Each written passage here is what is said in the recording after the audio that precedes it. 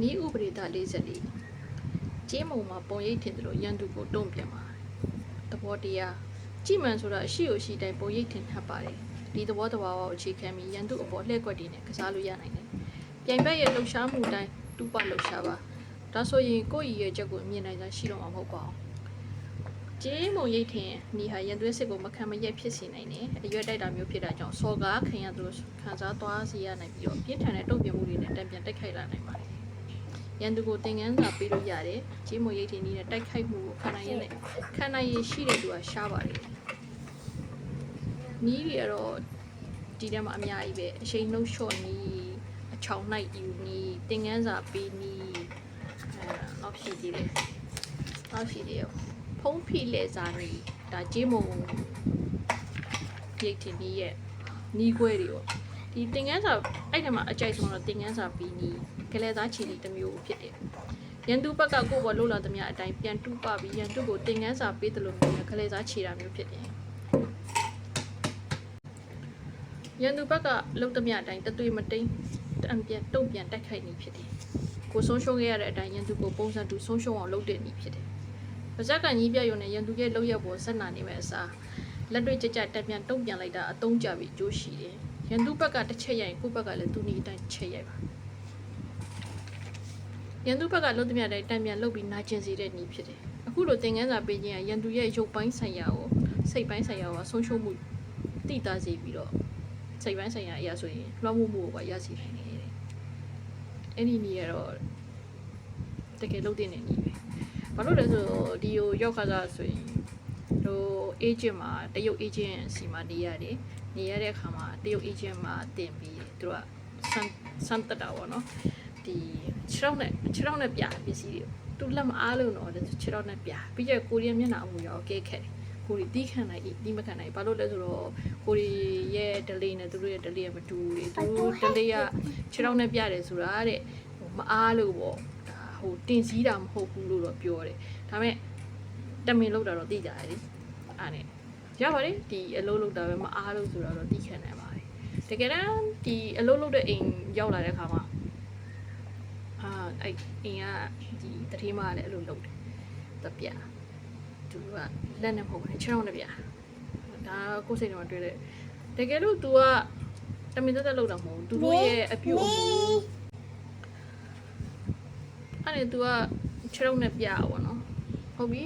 တကယ်လို့ဒါ तू ကတမင်လုပ်တာလည်းဖြစ်မယ်တမင်မလုပ်တာလည်းဖြစ်မယ်ဒါသူတို့ရဲ့အပြူအမူပေါ့ကိုရီးယားမြန်မာအယူဆမြန်မာဒလိအရာတော့ခြေထောက်နဲ့မပြကြဘူးဒါပေမဲ့သူတို့ရဲ့နိုင်ငံသူတို့ရဲ့အယူဆကတော့မိဘလည်းနင်းလို့သုံးတာပဲလေ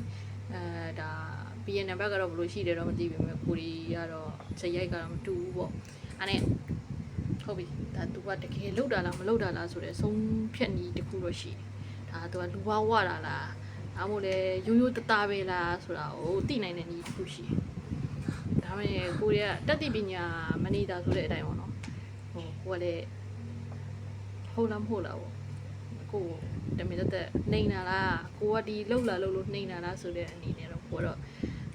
အာနာဘဝရီတော့တတိပညာကယုံထလာတဲ့သဘောမနေနိုင်မထိုင်နိုင်တော့ပညာတော့ပြန်ပြနောက်တစ်ခါတကယ်လက်ဒီအောင်အာတကယ်အလုပ်လုပ်နေတဲ့အချိန်မှာသူပစ္စည်းတစ်ခုလာရှာတယ်အေးအဲ့မှာခြေထောက်နဲ့ပြန်ပြပြီးတော့နောက်တစ်ခါကျရင်နောက်ဘရောမှ तू ကခြေထောက်နဲ့ထပ်ပြတဲ့အလေးအချင်းမရှိတော့သူအဲ့ဆိုတိတဲ့တူကဒါတမင်လုပ်တာတမင်ကိုလုပ်တဲ့အလုပ်မို့လို့သူတို့ရဲ့အလုပ်သမားမို့လို့ကိုဒါတမင်တက်ကိုလုပ်တာအဲ့ကြောင့်လို့သူတို့လုပ်တဲ့အခါမှာကျတော့သူတို့မခံစားနိုင်တယ်ဟောငါသူ့ကိုဒီလိုတော့လုပ်ရင်အဲ့ဒီမှာကိုရဲ့ရောက်ခါစားဖြစ်တဲ့အတွက်ဘာဖြစ်ဖြစ်ကိုကလိုက်တင်နေတယ်လို့ထင်လာအဲ့လိုအချိန်နဲ့ဖြစ်တဲ့ခါကျတော့ငါသူ့ကိုဒီလိုမျိုးတော့ပြလို့တော့မရအောင်နောက်ကျရင်တော့ငါတော့ခြေထောက်နဲ့ပြတော့မှာပဲလို့သူတွေးမိပါသူမပြတော့နောက်တစ်ခါကျတော့အင်္ဂလိပ်စကားလုံးရဲ့အတိတ်ပဲတို့မြန်မာတွေရဲ့စိတ်ခံစားချက်ပဲဥပမာပေါ့ငါတို့နိုင်ငံမှာဆိုပြင်းနေငပြင်းဒီလိုမျိုးပြောအရန်နာတယ်မကြိုက်ကြဘူးလေငပြင်းလို့စောက်ပြင်းလို့ပြောလို့ရှိရင်အဲ့ဆိုတော့သူပြောရ lazy ဆိုတော့တတိယပြောတယ်နီးနေထမင်းဟင်းမစားငါအိမ်ကထမင်းဟင်းမစားဘူးဆုံးဖြတ်ထားတာတဲ့ရောက်ခါစားမဟုတ်ဘူးတော့ကိုရတယ်သူတို့အိမ်ကနေပြီးတော့ကိုအတွက်တီးတဲ့ထုတ်ပြီးချက်မစားကြဘူးပေါ့နော်အဲ့ဆိုအဲ့တော့ပြောပြင်းလို့နေမှာပေါ့တဲ့ ပြင်းလို့နေမှာပေါ့ဆိုချက်စားဖို့ပြင်းတာတော့ဘာလို့ပြောတာလဲဖြစ်မယ်ဒါပေမဲ့ तू အဲ့အချိန်မှာတုံးလိုက်တာဒီရောက်ခါသားအချိန်မှာကိုရ stupid lazy ဒါမျိုးတုံးလို့ရှိရင်အရန်ခံစားရခဲ့ stupid လို့ပြောလိုက်ရင်တော့စိတ်ထဲမှာတော်တော်လေးကတော့ဆက်lazy လို့ပြောပြီးဆိုပူဆိုအားနဲ့ငါမ lazy ပါဘူးเนาะ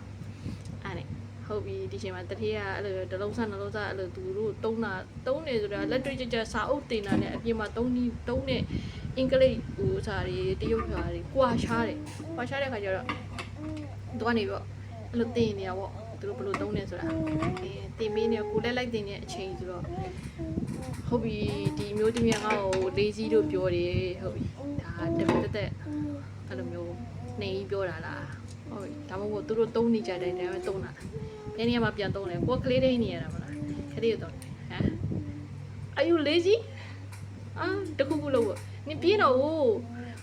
တောက်လျှောက်သုံးတဲ့ lazy တောက်လျှောက်သုံး stupid နောက်ကျတော့ stupid ဆိုတာတဲ့မပြောရဘူး stupid ကငါတို့ပုံမှာရသုံးလို့ရတယ်သူတို့သားသမီးတွေကိုသုံးလို့မရဘူးအဲ့တော့ဘာနေစားပြီးဘလို့နူးနူးညံ့ညံ့ပြောမယ်ပါမယ်ဖြစ်သွားအဲ့ system ပြောင်းသွား